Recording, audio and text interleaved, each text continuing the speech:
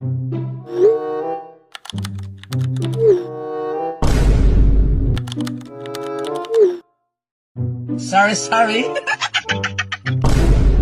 Ang kapal ng mukha mo.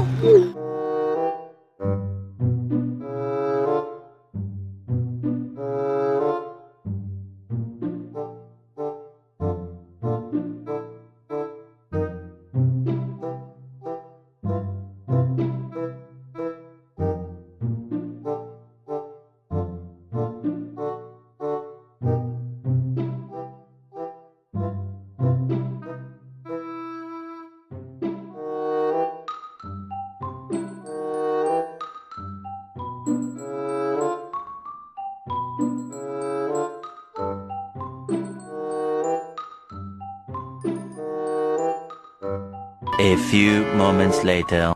Hi! So, ayun na. Ang topic natin is arithmetic series. So, syempre, kailangan mo nating alamin ano bang meron sa arithmetic series. Mat naman to, siguro naman, hindi mawawala dito ang formula, di ba?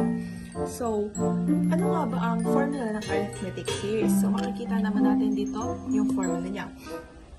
S sub n equals n over 2 bracket 2a sub 1 plus parenthesis n minus 1 and then parenthesis ulit d bracket. So, ayun yung formula ng arithmetic series. So, try nating huwag kalimutan yung formula nito kasi kailangan talaga natin siya and para hindi tayo malito. And then, yung next naman natin kailangan alamin is, first, kailangan mo natin alamin kung paano siya hanapin. So, paano nga ba hanapin yung n, d, and a sub 1? So, first, mag-start tayo sa n. Ang n is ito yung n term or ito yung number of terms na kailangan nating hanapin. Like this, makikita natin, find s sub 10. So, basically, ang n natin dito is s sub 10. So, later na natin ilagay yon.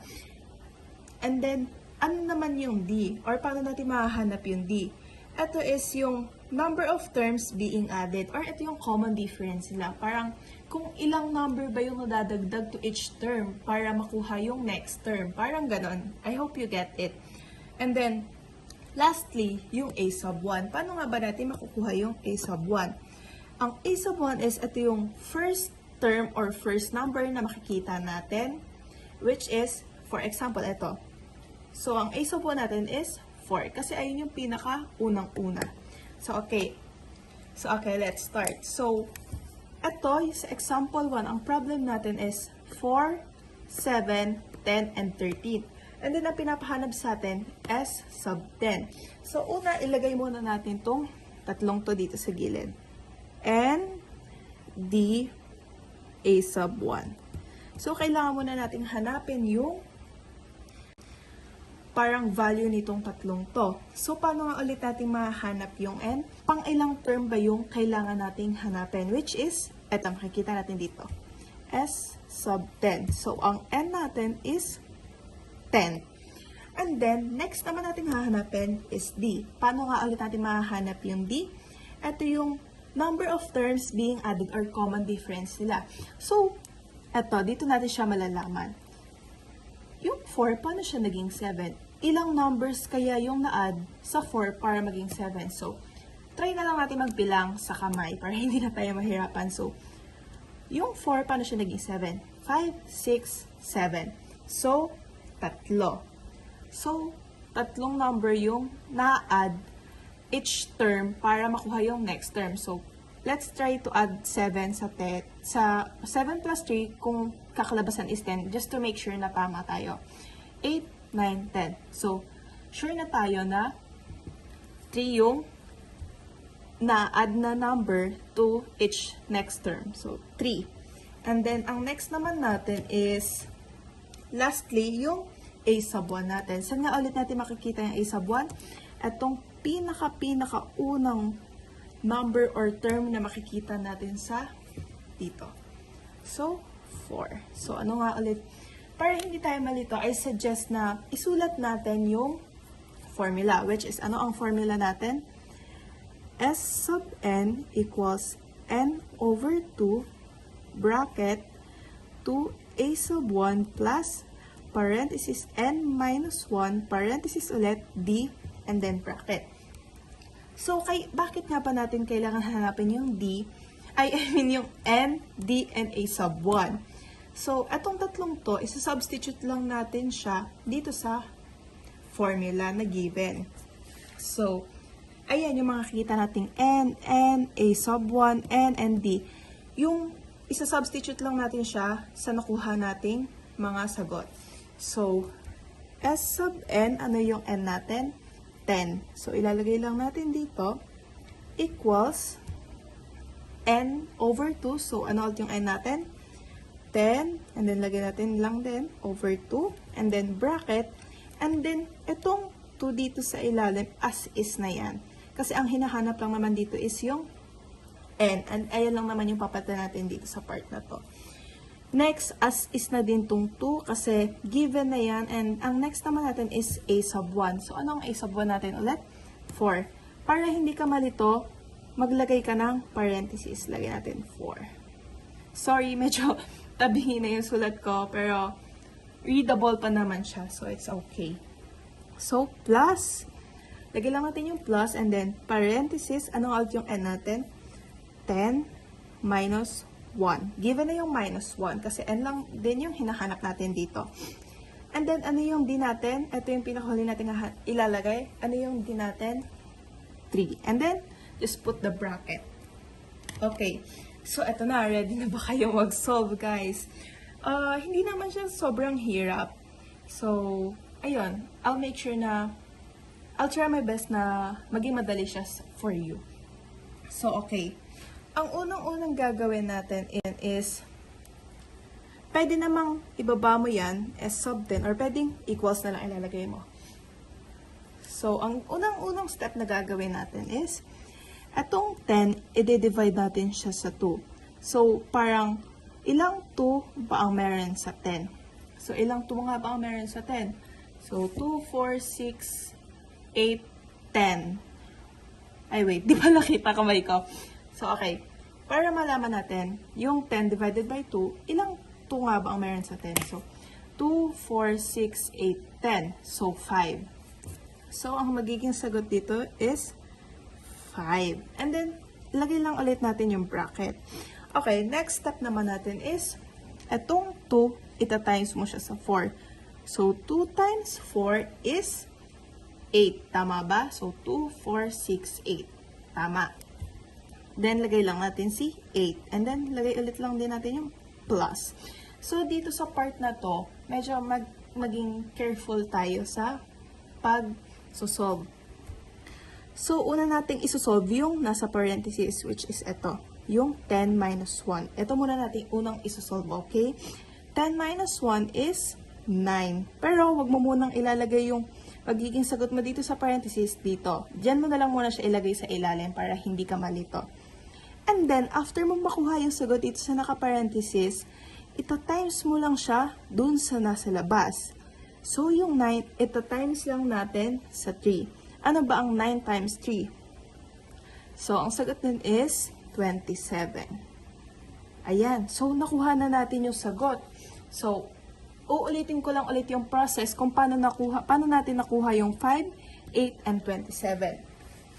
So, yung 5, kaya naging 5 to kasi pinag-divide lang natin silang dalawa. Ito, pinag-divide lang natin sila. And then, next naman, pinag-times lang natin si 2 and si 4 and nakuha natin si 8. And then, next step, etong ginawa natin dito is, inuna natin tong naka-parenthesis. So, 10 minus 1, 9. And then, yung 99 lang natin siya sa 3, kaya naging 27. So, eto guys, onting tsaga-tsaga na lang. Malapit na tayo matapos. So, write ko lang is S sub 10 equals, okay, dito na tayo. C5, i-bring down mo lang ulit siya. And then, lalagay ko lang ulit yung bracket. And then, ang step lang natin dito is, ipagpa-plus lang natin si 8 and 27 para makuha yung sagot dito. So, ano nga ba ang 8 plus 27? So, wait lang. Solve ko lang. Ayun. 27 plus 8 is 35. So, ang sagot dito is 35. 8 plus 27 is 35. So, ayun na yun. So, para sure na lang din tayo, I'll teach you kung paano ko nakuha yung 35. So, eto dito sa gilid. Palitan natin ng ballpen. 27 plus 8. Saan nanggaling yung 27? Dito. And saan nanggaling yung 8? Dito din. So, 7 plus 8 is 15. Then, carry 1. Yung 2, hindi natin siya bababa, diba? Kasi may carry 1 tayo. So, 1 plus 2 is 35. So, tama ba? 35 ang sagot natin. Tama. So, kaya natin nakuha yung 35. Okay. Ito na guys. Last step na tayo. Malapit na talaga tayo matapos. Pinaka-last step na to para makuha natin yung sagot natin. So, write lang ulit natin si S sub 10 equals, okay, ang pinaka-last nating step na gagawin is, etong 5 and 35, ipagta-times mo lang sila. So, basically, ita-times lang natin sila. So, isolve na lang natin. 35 times 5. So, 5 times 5 is 25. So, put the 5 here and then ilagay natin sa taas yung 2. 5 times 3, 15, diba? 15 plus 2, 17. So, 175. So, basically, 5 times 35 is 175. Ayan na. Ayan na yun. Ayan na yung sagot natin. So, ang sagot natin dito sa example number 1 natin is S sub 10 is equals to 175. 2,000 years later.